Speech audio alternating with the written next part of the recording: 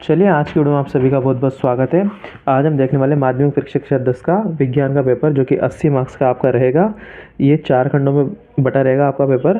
पहले वाला खंड रहेगा, इसमें आपको बहुविकल्पात्मक प्रश्न मतलब कि एमसीक्यूज देखने को मिलेंगे जो कि आपको 18 इसमें आएंगे। 18 प्रश्न जो सभी एक एक अंक के रहेंगे। तो देखिए पहला क्वेश्चन, निम्न में से ऊष्मा शोषी अभिक्रिया है। तो ये नहीं है, ये नहीं है, ये नहीं है। तो इसमें आएगा ये क्या है, ऊष्मा शोषी अभिक्रिया है। ठीक है, इसमें ऊष्मा का उत्सर्जन होगा क्या, सॉरी अवशोषण होगा क्या। दूसरा क्वेश्चन है, पीतल तथा कांसा दोनों में उपस्थित धातु कौन सी है। तो पीतल तथा कांसा में उपस्थित धातु होती है आपके कॉपर। संतृप्त हाइड्रोकार्बन क्या कहलाते हैं, संतृप्त हाइड्रोकार्बन कहलाते हैं आपके एल्केन्स कहलाते हैं। शाक सब्जियों वनस्पति द्रव्यों का विघटन होकर कंपोस्ट बनना किस प्रकार की अभिक्रिया है। तो यह है आपके ऊष्माक्षेपीय अभिक्रिया है। अधिक खाने से अपच के कारण होने वाली बेचैनी को क्या लेने से ठीक हो सकती है। तो आप बेकिंग सोडा से इसको सही कर सकते हो। एसिटिक एसिड अम्ल के कितने प्रतिशत विलयन को सिरका कहा जाता है। 3 से 4% वाले विलयन को अपन क्या कहते हैं, एसिटिक एसिड को सिरका कहा जाता है क्या। पेप्सिन एंजाइम द्वारा पाचन किया जाता है, किसका पाचन किया जाता है, पेप्सिन प्रोटीन का पाचन करता है। मस्तिष्क का मुख्य सोचने वाला भाग कौन सा है। तो वो है अग्र मस्तिष्क वाला भाग। दो तंत्रिका कोशिका के मध्य खाली स्थान को क्या कहते हैं, स्नैप्स कहते हैं। क्या बोलते हैं उनको, स्नैप्स। अगला क्वेश्चन है, उत्तक संवर्धन में बने कोशिका समूह को क्या कहते हैं। तो उसको बोलते हैं अपन कैलस। आनुवंशिकता एवं विभिन्नता से संबंधित वनस्पति विज्ञान की शाखा क्या कहलाती है। तो आनुवंशिकता विभिन्नता संबंधित शाखा कहलाती है आनुवंशिकी कहलाती है। क्या कहलाती है वो, आनुवंशिकी कहलाती है क्या। किसी पारिस्थितिक तंत्र के अजैव घटक होते हैं। पौधे, जानवर, मनुष्य और सूक्ष्मजीवी क्या होते हैं, पारिस्थितिकी तंत्र के जैव घटक होते हैं क्या। गोलीय दर्पण के परावर्तक पृष्ठ का केंद्र को क्या कहते हैं, उस केंद्र को बोलते हैं ध्रुव। प्रकीर्णित प्रकाश का वर्ण निर्भर करता है, किस पर निर्भर करता है वो, प्रकीर्णन करने वाले कणों के आकार पर निर्भर करता है क्या। 10 मीटर लंबे तार का प्रतिरोध 15 ओम है।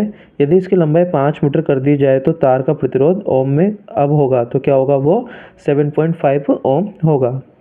फ्यूज को किसी संयंत्र के साथ किस क्रम में जोड़ा जाता है। तो उसको जोड़ा जाता है श्रेणी क्रम में।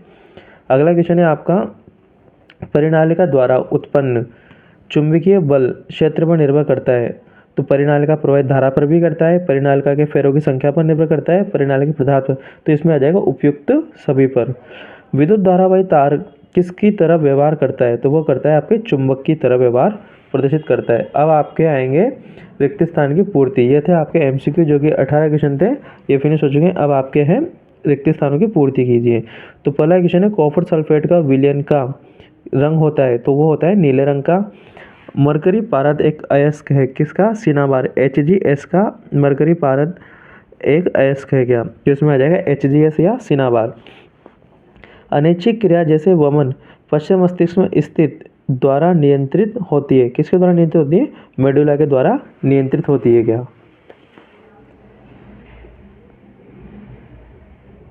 अगला क्वेश्चन है आपका, अग्निशमन में का उपयोग किया जाता है। तो उसमें किया जाता है CFC का मतलब कि क्लोरोफ्लोरोकार्बन का उसमें उपयोग किया जाता है। विद्युत विभवांतर का मात्रक वोल्ट होता है। क्या आ जाएगा इसमें आंसर, वोल्ट आ जाएगा। एक ही सॉकेट से बहुत से विद्युत संधारित्र को संयोजित करने से परिपथ में हो जाता है, क्या हो जाता है उसमें, अतिभारण हो जाता है क्या। तो ये थे आपके रिक्त स्थानों की पूर्ति वाले क्वेश्चन। अब आपके अति लघुतात्मक प्रश्न आएंगे। तो इसमें पहला क्वेश्चन है, ब्यूटेनॉन की संरचना का चित्रित कीजिए। तो आपको इसमें ब्यूटेनॉन की संरचना बनानी है। अगला, अवक्षेपण अभिक्रिया का एक उदाहरण लिखिए। तो अवक्षेपण अभिक्रिया क्या होती है कि भाई जिस अभिक्रिया में दो घुलनशील तत्व मिलकर एक अघुलनशील पदार्थ बनाते हैं तो उसको अपन क्या बोलते हैं, अवक्षेपण अभिक्रिया बोलते हैं। तो इसमें एक उदाहरण मांगा है, तो आप इसमें PbNO3 की अभिक्रिया पोटेशियम आयोडाइड से करवा दीजिए तो लेड आयोडाइड आपके बन जाएगा और पोटेशियम नाइट्रेट इसमें प्रोडक्ट के रूप में बनेगा। तो इसमें जो लेड आयोडाइड बनेगा वो आपका अभिक्रिया का एग्जाम्पल रहेगा क्या। अगला क्वेश्चन है आपके, तनुकरण किसे कहते हैं। तो तनुकरण क्या होता है, जल में अम्ल या क्षारक मिलाने पर आयन की सांद्रता में प्रति इकाई आयतन में आने वाली कमी को क्या बोलते हैं, इस प्रक्रिया को अपन तनुकरण कहते हैं क्या। अगला, एल्यूमिनियम के किसी एक अयस्क का नाम व सूत्र बताइए। तो एल्यूमिनियम का बॉक्साइड जिसका सूत्र होता है Al2O3.2 2H2O।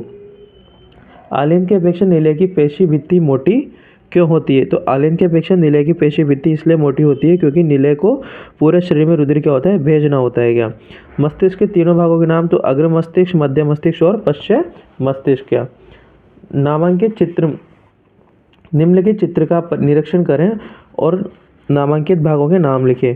तो जो इसमें ए है वो है अंडवाहिनी, बी जो है इसमें आपका अंडाशय, सी आपका गर्भाशय और डी है आपका योनि मार्ग। जीन स्वरूप जीनोटाइप किसे कहते हैं? ये क्वेश्चन है, तो इसमें आपको लिखना है कि जीवों के आनुवंशिक संगठन अर्थात जीन संरचना को जीन स्वरूप कहा जाता है। क्या एक शेविंग दर्पण में हमें अपना प्रतिबिंब कैसा दिखाई दिखता है? तो शेविंग दर्पण में हमें हमारा आभासी बड़ा एवं सीधा प्रतिबिंब दिखता है। समंजन क्षमता किसे कहते हैं? तो किसी अभिनेत्री लेंस की वह क्षमता जिसके कारण वह अपनी फोकस दूरी को समायोजित कर लेता है, समंजन क्षमता कहलाती है। यदि किसी परिपथ में प्रतिरोध का मान घटता हो तो हमें क्या करना चाहिए? किसी परिपथ में प्रतिरोध का मान अगर घटता है तो प्रतिरोध को समांतर क्रम में जोड़ा जाता है। क्या यदि किसी धारावाही चालक में धारा की दिशा को विपरीत कर दिया जाए तो क्या होगा? इस स्थिति में द्विसूची की सभी भुजाएं क्या हो जाएंगी? भुजाओं में विक्षेपण की दिशा भी क्या हो जाएगी? उल्टी हो जाती है। अब आ रहा है आपके खंड ब। तो इसमें देखिए लघुतात्मक प्रश्न है, रेडॉक्स अभिक्रिया किसे कहते हैं? अभिक्रिया ZnO प्लस कार्बन की करवाने पर जिंक तथा कार्बन मोनोऑक्साइड में किस पदार्थ का अपचयन तथा किसका उपचयन हो रहा है? तो इस अभिक्रिया में ZnO का अपचयन हो रहा है और कार्बन का उपचयन होता है। क्या अगला क्वेश्चन है आपका 5वां, केवल रासायनिक समीकरण लिखिए। बिना बुझे हुए चूने के साथ क्लोरीन की अभिक्रिया लिखनी है आपको। इसमें विरंजक चूर्ण की तनु HCl से लिखनी है। जिप्सम को 373 केल्विन ताप पर गर्म किया जाता है और चूने के पानी में डाला जाता है। क्या इन सब की आपको रिएक्शंस लिखनी है। क्या अगला 6वां क्वेश्चन है आपके, धातु अम्ल के साथ अभिक्रिया करके हाइड्रोजन गैस प्रदान करती है परंतु नाइट्रिक अम्ल के साथ अभिक्रिया करके हाइड्रोजन गैस उत्सर्जित क्यों नहीं करती है? तो देखिए जब धातु नाइट्रिक अम्ल के साथ क्रिया करती हैं तब हाइड्रोजन गैस उत्सर्जित नहीं होती है क्योंकि HNO3 एक प्रबल ऑक्सीकारक होता है जो उत्पन्न हाइड्रोजन को ऑक्सीकृत करके जल में परिवर्तित कर देता है एवं स्वयं नाइट्रोजन के किसी ऑक्साइड N2O, NO और NO2 में उपचयित हो जाता है। अगला क्वेश्चन, गैसों के विनिमय के लिए मानव फुफ्फुस में अधिकतम क्षेत्रफल को कैसे अभिकल्पित किया गया है? तो मनुष्य में 2 फेफड़े होते हैं जिनमें क्रमशः दायां बायां फेफड़ा कहते हैं। फेफड़ों के अंदर छोटी छोटी नलिकाओं में विभाजित होती है जो अंत में गुब्बारे जैसी संरचना में अंगीकृत होती है जिन्हें अपन क्या बोलते हैं? कुपिका कहते हैं। कुपिका की सतह उपलब्ध कराती है जिसमें गैसों का विनिमय होता है। क्या यदि मनुष्य के दोनों फेफड़े कुपिकाओं की सतह को फैला दिया जाए तो लगभग 80 वर्ग मीटर क्षेत्र से ढक लेती है। अतः फेफड़ों की स्थित कुपिकाएं गैसों के विनिमय में क्या है? विस्तृत स्थान उपलब्ध कराती है। मानव के अनुमस्तिष्क को नष्ट करने पर क्या प्रभाव पड़ेगा? तो देखिए मानव का अनुमस्तिष्क या सेरिबेलम मस्तिष्क का दूसरा सबसे बड़ा भाग होता है। यह ऐच्छिक गतियों को नियंत्रित गतियों के आवश्यक पेशियों में समन्वय स्थापित करता है। यह कंकाल पेशियों के समुचित संकुचन द्वारा चलने फिरने दौड़ने लिखने इत्यादि क्रियाओं को आसान बनाता है। यह शरीर को संतुलन बनाए रखने तथा साम्यावस्था का नियमन करता है। यदि अनुमस्तिष्क को नष्ट कर दिया जाए तो ऐच्छिक पेशियों का समन्वय नहीं हो पाएगा जिससे ऐच्छिक पेशियों के तनाव का नियमन नहीं होगा, फलस्वरूप शरीर की गतियाँ अनियंत्रित होने लगेंगी। क्या अगला क्वेश्चन है, चने के बीज की संरचना का सचित्र वर्णन संक्षेप में कीजिए। तो चने के बीज की संरचना, चने के बीज संरचना जानने के लिए चने के कुछ बीजों को एक रात जल में भिगोते हैं। इसके पश्चात इन भीगे बीजों को कपड़ों से ढककर 1 दिन के लिए रख देते हैं। इस बात का विशेष ध्यान रखना चाहिए कि बीज सूखने न पाएं। अब भीगे हुए बीजों को छिलका हटाते हैं। इसमें छिलके को बीजाणु कहते हैं। बीजाणु हटाने के उपस्थित दोनों पत्रों को समान संरचना दिखाई देती है। ठीक है, इनकी दोनों क्या है? समान संरचना आपको दिखाई देगी। क्या इन समान संरचनाओं को अपन बोलते हैं बीज पत्र, जिससे खाद्य पदार्थ संचित होता है। और बाकी इसका डायग्राम आप बना लीजिए। 10वां क्वेश्चन है, आनुवंशिकता कार्यविधि किस प्रकार की होती है? तो कोशिका के DNA में प्रोटीन संश्लेषण के लिए एक सूचना स्रोत होता है। जो DNA का वह भाग जिसमें किसी किसी प्रोटीन संश्लेषण की सूचना होती है उसे प्रोटीन का जीन कहा जाता है। प्रोटीन विभिन्न लक्षणों की अभिव्यक्ति को नियंत्रित करती है, जिसका एक उदाहरण द्वारा समझाया जा सकता है कि हम जानते हैं कुछ पौधों में कुछ हार्मोन जो कि लंबाई नियंत्रित करते हैं, तो किसी लंबाई के पौधे में उपस्थित हार्मोन की मात्रा पर निर्भर करती है। पौधे के हार्मोन उस मात्रा प्रक्रम की दक्षता पर निर्भर करेगी जिसके द्वारा ये उत्पादित होता है क्या, ठीक है। तो बनने वाले प्रोटीन एंजाइम की दक्षता पर प्रभाव पड़ेगा, इससे कम दक्षता होगी अतः बनने वाले हार्मोन की मात्रा कम होगी और पौधा बौना रह जाएगा अगर हार्मोन कम रिलीज हुए तो। अगर हार्मोन ज़्यादा रिलीज हुए तो पौधा बिल्कुल अपनी पूर्ण लंबाई को प्राप्त होता है क्या। गोले दर्पण से संबंधित कुछ महत्वपूर्ण परिभाषाएं लिखनी है आपको, जिसमें ध्रुव की परिभाषा लिखनी है। तो ध्रुव क्या होता है कि गोले दर्पण के परावर्तक तल का मध्य बिंदु गोले दर्पण का ध्रुव कहलाता है। मुख्य अक्ष क्या होता है, गोले दर्पण के वक्र केंद्र सी व पी को मिलाने वाली मुख्य रेखा क्या कहलाती है, मुख्य अक्ष कहलाती है। मुख्य फोकस कि भाई मुख्य फोकस वह स्थित बिंदु जहाँ पर मुख्य अक्ष को समांतर चलने वाली किरण पुंज दर्पण से परावर्तन के पश्चात मिलता है या मिलता हुआ प्रतीत होता है, उसे मुख्य फोकस कहा जाता है। इसे कैपिटल एफ से रिप्रेजेंट करते हैं। और फोकस दूरी गोले दर्पण के ध्रुव से फोकस के बीच फोकस बिंदु के मध्य की दूरी को अपन क्या बोलते हैं, फोकस दूरी कहा जाता है। अगला क्वेश्चन है रेटिना क्या है, इसका कार्य समझाइए। तो रेटिना क्या है, नेत्र में पाई जाने वाली एक कोमल सूक्ष्म झिल्ली होती है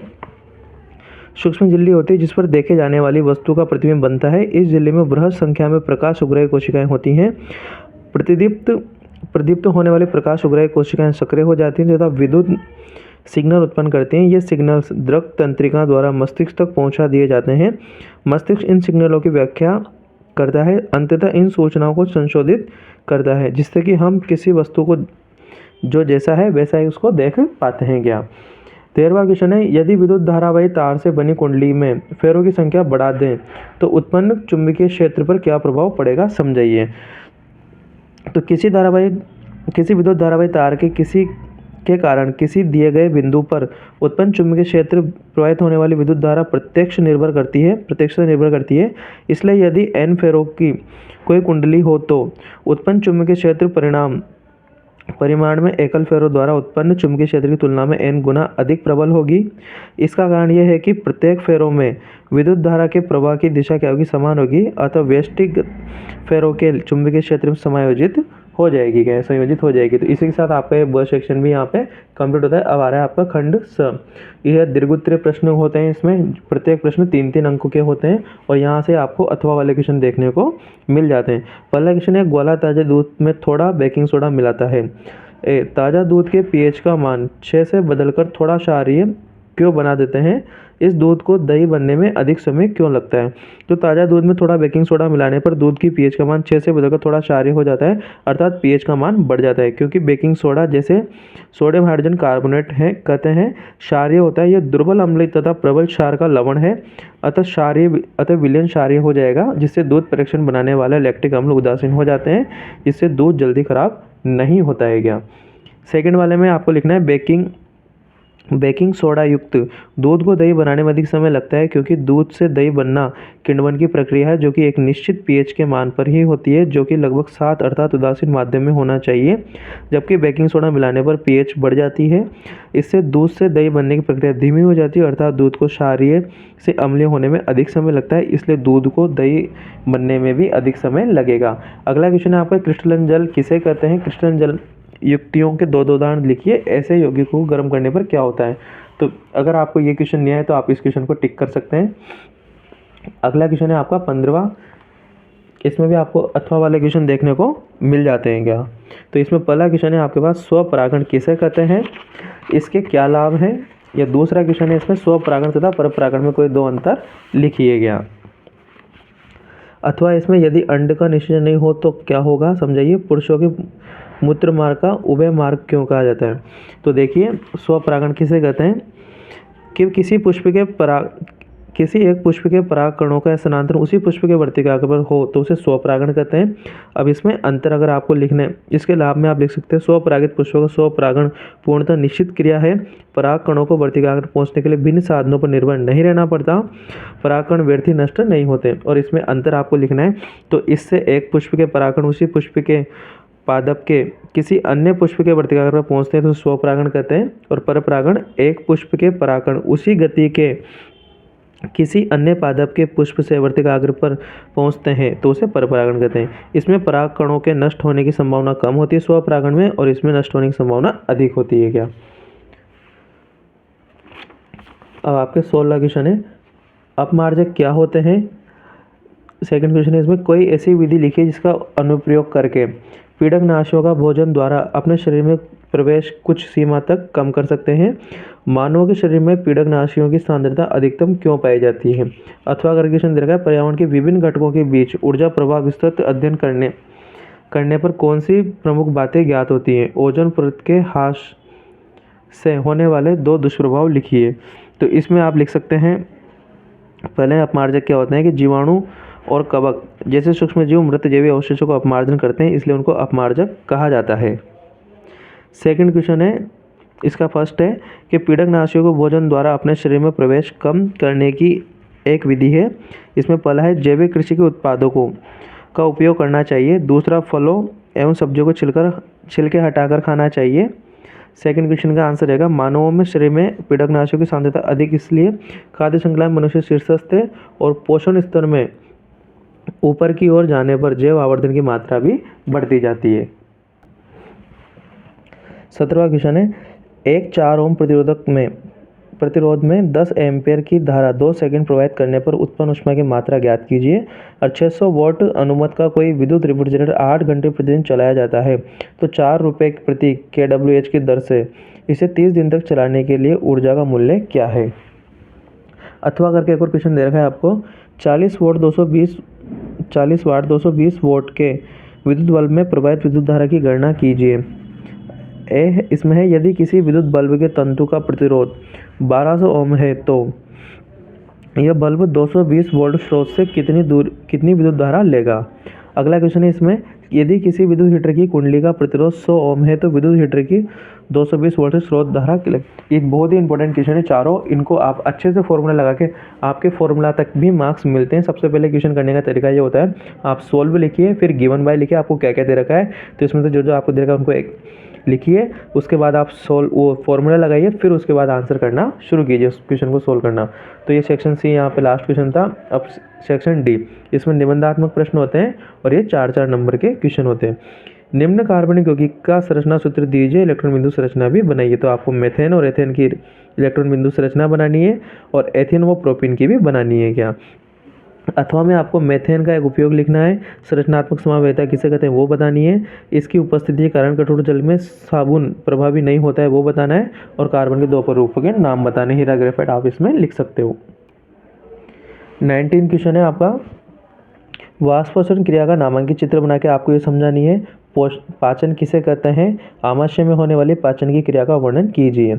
अथवा करके एक और क्वेश्चन है इसमें, कोई वस्तु सजीव है इसका निर्धारण करने के लिए हम किस मापदंड का उपयोग करेंगे। क्या ठीक है। अगला इसमें है सेकंड नंबर, किसी जीव द्वारा किन कच्ची सामग्री का उपयोग किया जाता है, जीवन के अनुरक्षण के लिए आप किन प्रक्रमों को आवश्यक मानेंगे। क्या ठीक है। तो जो भी आपको सूटेबल लगे, पहला वाला क्वेश्चन बहुत ईजी है तो आप इसको करने का प्रयास पहले रखिएगा। क्या लास्ट क्वेश्चन है खंड द का, ये भी देखिए 20वां क्वेश्चन, एक उत्तल लेंस को एक अवतल लेंस के साथ मिलाकर रखा जाता है तो इस संयुक्त लेंस की क्षमता धनात्मक है, तो बताइए संयुक्त लेंस किस लेंस की तरह कार्य करेगा। यदि एक उत्तल लेंस को एक अवतल लेंस के साथ मिलाकर रखा जाए तो इस संयुक्त लेंस की क्षमता ऋणात्मक हो, तब संयुक्त लेंस किस लेंस की तरह कार्य करेगा। प्रकाश के अपवर्तन का नियम आपको लिखना है और नीचे आपको डायग्राम्स बनाने हैं। विभिन्न परिस्थितियों में रखी वस्तु का उत्तल लेंस से प्रतिबिंब बनाए। आपको उत्तल लेंस के द्वारा क्या करना है, इनके प्रतिबिंब बनाने हैं, जिसमें स्थिति आपको निम्न प्रकार से दी गई है। उत्तल लेंस में आपको पहली स्थिति अनंत पर हो, फिर 2f1 पर हो, फिर 2f1 पर हो, और ये इससे परे है f1 में 2f1 के मध्य हो। तो इसी के साथ ये मॉडल पेपर भी यहाँ पे फिनिश होता है। तो चैनल को लाइक शेयर सब्सक्राइब करते रहिए और इन मॉडल पेपर की सीरीज में अच्छे से इस पे बने रहिए ताकि आपके 80 में से 80 मार्क्स आसानी से आ सकें। क्या ये मॉडल पेपर आपके परीक्षा से पहले आपके रिवीजन को बहुत अच्छा बनाएगी। क्या तब तक के लिए धन्यवाद।